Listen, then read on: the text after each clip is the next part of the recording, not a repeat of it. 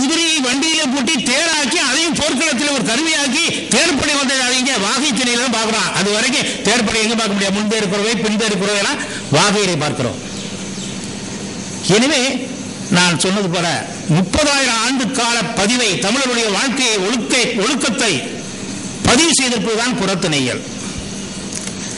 இப்ப சில செய்திகளை கட்டளை வந்து சில செய்திகள் மட்டும் வாசிச்சுட்டு நான் குறிப்பிட்ட நேரத்துக்குள் முடித்து விடுகிறேன். தமிழ் நாடகம் வந்து எங்கே பிறந்து எங்கே தோன்றியது? இந்த கேள்வியை பல காலமாக தமிழ் அறிஞர்கள், ஆய்வாளர்கள் பார்த்துட்டு வராங்க. மேலை நாட்டுக்காரர்கள், ஆய்வாளர்கள், நாடகத்தை பற்றிய ஆய்வாளர்கள், நாடகம் தெய்வ வழிபாட்டிலே தோன்றியது என்பது அவர்கள் கருத்து. அவங்க கருத்து, அவங்க நாட்டில் உள்ள நாடகம் அப்படி இருக்கான். அதை அப்படியே வலியுறுத்தி நம்மவர்கள் சொல்ல தொடங்கினார்கள். குறிப்பாக இதில் முதலாமவர் நம்முடைய பரிமாறு கலைஞர். அவருடைய நாடகவியல் முன்னுரையில் அவர் சொல்றாரு, தமிழ் நாடகம் முதலில் உண்டானது மதவிடயமாகவே என்பது துணியப்படும் அப்படிங்கிறார். அதுக்கு பின்னாடி எல்லாருமே பல பேர், நம்முடைய பேரறிஞர் இங்க வந்திருக்கிறார் கா. சிவத்தம்பி அவர்கள் நாடகத்தில் மிகுந்த புறமை உள்ளவர். அவர் அவருடைய ஆய்வுகளில் இதான் சொல்றாரு. சொல்றாங்க அப்படி எப்படிங்கிறாங்க இதெல்லாம் சொல்லிட்டு கடைசியா அது மத விஷயமா தான் இருக்கும். ஏன்னா இன்னைக்கு இருக்கிற பரதநாட்டியம்னா கோயில் சார்பாக இருக்கிறது என்றெல்லாம் சில விஷயங்களை எடுத்துக்காட்டி, எனவே சமய சார்பாக தொடங்கி நான் வன்மையாக மறுக்கிறேன். தமிழ் நாடகம் வளர்ந்தது சமய சடங்குகளில் ஆகலாம், ஆனால் பிறந்தது போர்க்களத்திலே. எப்படி? ஒரு சின்ன ஒரு சான்று. தமிழ் நாடகத்திற்கு பழைய பெயர் ஆட்டு என்பது, ஆடல் என்பது பழைய பெயர். இந்த ஆட்டு ஆடல் என்ற சொல்லின் வேர் சொல் என்ன என்று பார்த்தால் அடுதல். அட்டதை கொண்டாடியதே ஆட்டு ஆடலாகும். அடுதல் என்றால் அழித்தல், கொள்ளுதல். போர்க்களத்திலே எதிரியை அழிப்பதும் கொள்ளுவதும் ஆகிய செயல்களை செய்து முடித்துவிட்டு அந்த மகிழ்ச்சியிலே போர்க்களத்தை அவன் மகிழ்ந்து ஆடினான். அதான் ஆட்டு ஆடல். இன்னொரு சான்று, புறத்திணையியல்ல தான் தமிழ் நாடகங்கள் நிறைய சொல்லப்படுகின்றன. வேற எங்கேயும் தொல்காப்பிய நாடகத்தை பார்க்க முடியாது. புறத்திணையியல் பெரும்பகுதி போரை பற்றியது. போருக்கு இடையே தான் நாடக வரலாறு ஒளிந்திருக்கிறது. இந்த திணைகளின் துறைகளின் பெயர்களில் எல்லாம் நாடகம் ஒளிந்திருக்கிறது. வெட்ட வெளிச்சமாக நான் சொல்ல முடியும், ஆணித்தரமாக சொல்ல முடியும். தருக்கத்துக்கு நான் தயாராக இருக்கிறேன். இங்க ஒண்ணு பார்க்கணும், நாடகம் அப்படிங்கிற மட்டும் வச்சு நாடகத்தை தேடுறோம் நம்ம. அது ஒரு பெரிய தவறான ஒரு போக்கு. நாடகம் இருக்கா அப்படி பார்க்கணும். தொல்காப்பிய நாடகம் எங்க வருது? சங்க இலக்கியத்தில் நாடகம் எங்க வருது? நாடகம் பார்த்தீங்கன்னா சங்க இலக்கியத்தில் ரெண்டே இடம் தான் நாடகம் சொல்லி வந்துருது. நாடக மகளின் வருது பெருமாநாட்டுப்படையில, பட்டினப்பாளையில நாடகம் நயந்தும் அப்படின்னு ஒரு இடம், ரெண்டு இடம். 2381 பாடல்களை கொண்ட சங்க இலக்கியத்தில் ரெண்டே இடத்துல தான் நாடகங்கள் சொல்லாட்சி வருகிறது. அதை வச்சுட்டு நாடகமே ஒன்றும் சரியா நடக்கல அப்படின்னு முடிவு வந்துடலாமா? சங்க காலம் நாடகத்தின் பொற்காலம். ஆயிரக்கணக்கான சான்றுகளை என்னால் காட்ட முடியும்.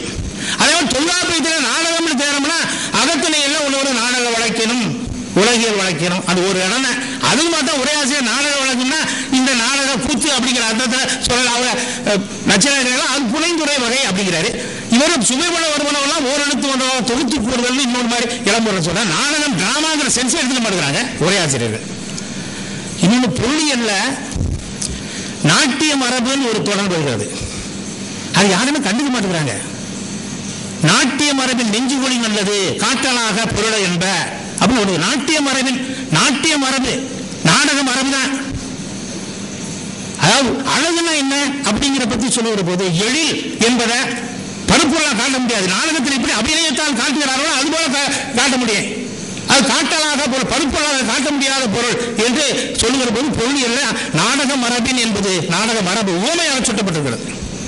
இது யாருமே கண்டுக்க மாட்டேங்கிறாங்க. மாசு சரளா என்ற ஒரு ஆய்வாளர் அவரும் முதல்ல நாட்டிய மரபு என்பது நாடக மரபு தான் என்று அழுத்தமா சொன்னார் அவரோட ஆய்வேட்டில். அதுக்கு பிறகு அதை யாருமே வளர்க்கணும்ல இல்லை.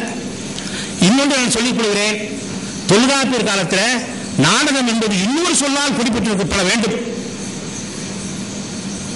பாடாந்தனையில் வந்து கூத்தரும் பாடலும் பொருளும் விரலையும் அது கூத்தருங்கிற சொல்லுவது. கூத்துங்கிற சொல்லு நாடகத்துக்கு குறித்தாக பார்த்தோம்னா கூத்தருங்கிற சொல்லு தொல்காப்பியத்தில் 5 இடத்துல வருவது. ஆனா அதை வச்சுட்டு கூத்துங்கிற சொல்லுதான் நாடகம் இல்லை, வேற ஒரு சொல்லு.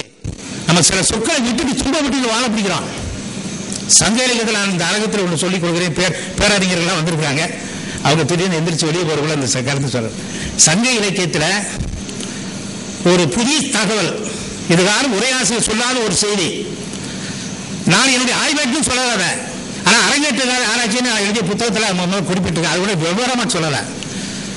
நாடகத்தை குறித்து 98 இடத்துல ஒரு சொல்லு நாடகம்ங்கிற பொருள் ஒரு சொல் வருகிறது. அதுதான் விழவு என்ற சொல். விழவு என்றால் கூத்து, நாடகம். இப்படி சொன்னா நீங்க என்ன அடிக்க வர மாதிரி பாக்குறீங்க. விழவுனா விழாதானே, திருவிழா தானே, அதே கூத்துங்கிற இல்ல. திருவிழா என்று நாம் சொல்கிறோமே, இப்ப ஃபங்க்ஷன் செலிபிரேஷன் இப்படிலாம் சொல்றோமே, அது தேர் திருவிழா, இந்திர விழா அப்படிலாம் சொல்றோமே, இதை குறிக்கிறது வேற ஒரு சொல்லு இருந்துச்சு சங்க காலத்தில். சாறு என்பது. அது சாறுகளி வழிநாள் சோழன செய்வராது புறநாட்டுப்படையில் வரும் 7வது அடியில. இன்னொன்று குறிஞ்சி பாட்டில் அந்த அடியை நான் மறந்துட்டேன். ஒரு அடியில சாறுன்னு வரும், விழவுன்னு வரும். ஒரே அடியில நீங்க போய் தேய் பாருங்க. குறிஞ்சி பாட்டில், கபிலர் எழுதிய குறிஞ்சி பாட்டில் சாறு திருவிழாவில் நாடகம் நடந்தது என்ற பொருள் சாறு என்று வரும், விழவு என்று வருகிறது. விழவு என்ற சொல் 98 இடங்களிலே வருகிறது சங்க இலக்கியத்தில். நீங்க பார்க்கலாம். விழவுங்கிற சொல்லு சங்க இலக்கியத்தில் 98 இடத்துல வருது. 98 இடத்திலும் கூத்து, நாடகம் என்ற பொருளிலே வருகிறது. இன்னும் சிறப்பான நாடகங்கள் சில பெயர் விட்டு விழவுன்னு முடிகிற மாதிரி, உதாரணமாக வெண்கை விழவு, உள்ளி விழவு, அந்தி விழவு, இப்படி சில குறிப்பிட்ட நாடகங்கள் இருந்திருக்கின்றன. வெண்கை விழவு அப்படிங்கிறது கையை வெளிப்பட பொருள் விளங்குமாறு, வெண்பா போல வெளிப்பட பொருள் விளங்குமாறு அபிநயித்து காட்டுகிற விழவு. அதான் பரதநாட்டியத்தினுடைய ஆதி வடிவம். 10 வருது வெண்கை விழவுன்னு. இன்னும் விழவுக்களம் அப்படின்னு சொன்னா நாடக களம். விழவுக்கள விரணியில் தோன்றும் நாடன், மயில் பாறையில் ஆடுது, அது நாடக களத்தில் விரணி ஆடுற மாதிரி இருக்கிறார் கபிலர். விழவுக்கள விரணியில் தோன்றும் நாடன். விழவணின்னு சொன்னா நாடகத்தில் போடுகிற ஒப்பனை.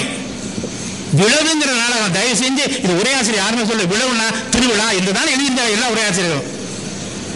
ஒரு விஷயத்தை நான் மன்றாடி கேட்டுக் கொள்கிறேன். உரையாசிரியர்கள் மிகப்பெரிய அறிஞர்கள், சான்றோர்கள், நாம் மறுக்கல. ஆனா உரையாசிரியர் சொல்ற அத்தனையும் நாம் அப்படியே ஏற்றுக்கிற அந்த போக்கை மாற்ற வேண்டும். உரசி பார்க்கணும். தங்கன்னு ஒருத்தர் கொண்டு கொடுத்தா உரசி பார்க்கறான். எப்பொருள் யார் யார் வாய் கேட்பாங்க, உரசி பாருங்க. யானைக்கும் அடிசருக்கும் கொஞ்சம் யோசிச்சு பாருங்க. அதாவது நீங்க விழவை தேடி பாருங்க, வேறு முரண்பட்ட பொருள் வராது. நாடகம் கூத்து என்று நினைச்சு பாருங்க, சரியாக பொருந்தும். 98 இடத்துல வருது. அதுதான் பழைய சொல், நாடகத்தை குறித்த பழைய சொல். அதே மாதிரி தொல்காப்பிய புறத்திணையல்ல நிலை என்ற சொல். நிலை என்ற சொல் நாடகத்தை, கூத்தினை குறித்த சொல். களல் நிலை என்று சொன்னால் களல் கூத்து, ஓடா களல் நிலை. களல் நிலை கூத்து நச்சினாயக்கனியர். நிலைன்னு வர இடங்கள் எல்லாம் கூத்து. எப்படி சொல்ற நிலைன்னா கூத்து? நின்றாடுவது நிலை. 11 ஆடல் அடியாருக்கு நல்லா சொல்றார். நின்றாடல் 6, வீழ்ந்தாடல் 5. அது நின்றாடல் தான் நிலை. 10 52வது பாட்டுல அவருடைய துறை குறவை நிலை அப்படின்னு இருக்கு. நீங்க பாருங்க, எடுத்து பாருங்க. 52வது 10 குறவை நிலைனா என்ன? குறவை கூத்து. நிலை என்றால் கூத்து, நாடகம். திவாகரத்துல நிலைங்கிறத நிலையம் சொல்றாரு. நிலையம் நிறுத்தல் கூத்தனப்படுமே. திவாகரம் கற்று கொடுத்திருக்கிறேன், அதுல நீங்க அந்த ரெஃபரன்ஸ் பார்த்துக்கலாம். எனவே நிலை என்பது கூத்து. கடல் நிலையை மட்டும் கடல் கூத்துங்கிறார் நச்சினாயக்கனியரே. ஆனா வர கொடி நிலையை போயிட்டு சூரிய கதிர், தன்கதிர், வெண்கதிர் மண்டலம், தன்கதிர் மண்டலம் என்னத்தை போட்டு குழப்பறாரு. கொடிநிலையின் பாராட்டு கொடிநிலை கூத்து, கொடி கூத்து. முதல்ல வெற்றித்திணையில வள்ளின்னு வரும். இளம்பொருள் வள்ளி என்பது ஒரு கூத்தும்பாரு. நச்சினாயக்கர் வள்ளி என்பது இழிந்தோர் ஆடும் கூத்தும்பாரு. கொஞ்சம் அதிகமாக சேர்த்துக்கிட்டு இழிந்தோர் ஆடும் கூத்து. இது பெண் பார்த்து பெருகிறவிற்று அப்படிம்பாரு. வள்ளிங்கிற கூத்துக்கிறாரு. இதே இது பாராட்டு